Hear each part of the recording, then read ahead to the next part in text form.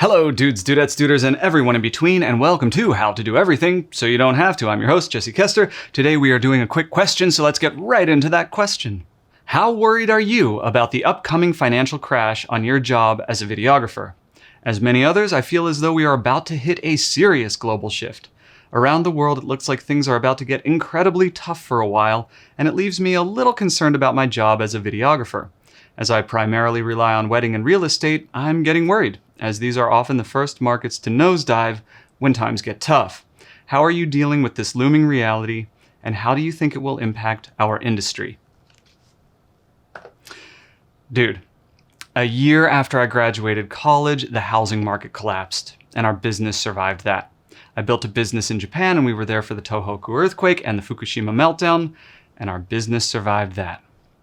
We were here for COVID-19, and guess what? Our business survived that as well. These were 3 once-in-a-lifetime catastrophes, and we survived all of them. I'm not saying we thrived during them, but we definitely came out the other end stronger as a business. Let's get into how that worked. The most important thing you can do to ensure the longevity of your business is to maintain a diverse portfolio. We work with local mom and pop shops that are situated right around the block. We work with Fortune 500 companies, and we work with everything in between. We also work with NPOs, and we're going to get back to that one in just a moment. The reason that you want to maintain a diverse portfolio is because financial crises affect different businesses differently. They also affect different scales of the same business differently. Let's talk about business types first, and then we'll talk about business scales. So COVID-19 is a perfect example of this. During COVID-19, for very obvious reasons, we saw absolute contraction in any and all of our restaurant clients. But we also saw a massive boom in the demand for medical videography, medical supplies, medical services, things like that. So if your entire portfolio is based on restaurants and a pandemic like COVID-19 hits, you're going to be hit very, very hard. But if you maintain a diverse portfolio and you're able to service lots of different types of clients, while you see contraction in one area, you're very likely to see massive expansion in another area. Let's talk about scale. And you work in real estate, which is a perfect example of how different scales of business will be affected differently by the same financial crisis. So let's say that there is a recession that turns into a full-blown depression. In those days, you will see massive contraction in the middle class buying homes. They just don't have the capital to risk it on a big purchase.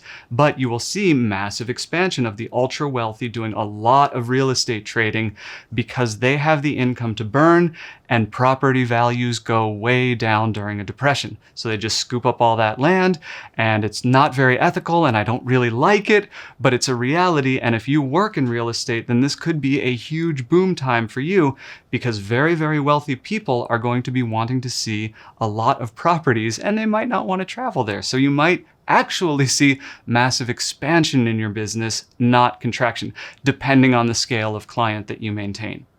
All right, let's get back to NPOs. NPO stands for non-profit organization, and we love working with NPOs for a couple of reasons. The first is that we like helping the community, and if we find an NPO that we believe is helping the community, we are so excited to support them. The second is that NPOs tend to be very, very loyal clients. We get more callbacks from the NPOs that we've worked with than from almost any other client type that we have in our portfolio. So the work ends up being consistent. It is not the best paying work in the world, and we offer a discount to NPOs that we believe in. We take 25% off of staff fees straight away across the board when we're working with an NPO.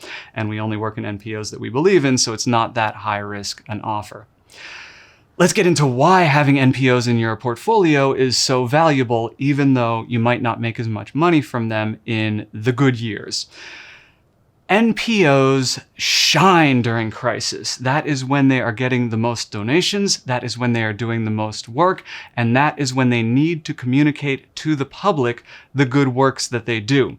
So while we might see a bit of a bubble in medical supplies during something like COVID-19, we see massive expansion in the demand from our NPOs. And once you're in good with one NPO, they're going to recommend you to the other ones that they know, and suddenly you have this massive demand for work. and it is all based on the crisis. This might sound like I'm looking to financially exploit a crisis. This is not at all what we are doing. First of all, we absolutely offer discounts to NPOs. We love giving them discounts.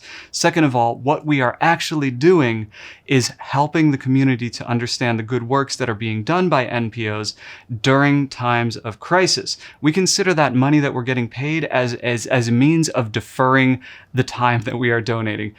And this is secret information, you shouldn't tell anyone this, but we donate 10% of whatever we invoice from an NPO right back to that NPO as soon as the project is done, because it's a tax write-off. No, because we want to support the NPO. We love companies that are doing community outreach. We love working with them, and they have been so valuable in our portfolios. They have gotten us through the Tohoku earthquake. They have gotten us through COVID-19 because that demand ballooned during those times of crisis.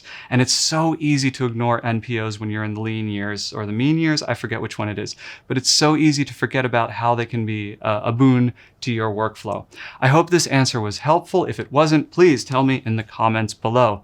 Until next time, you should get back to making fantastic movies.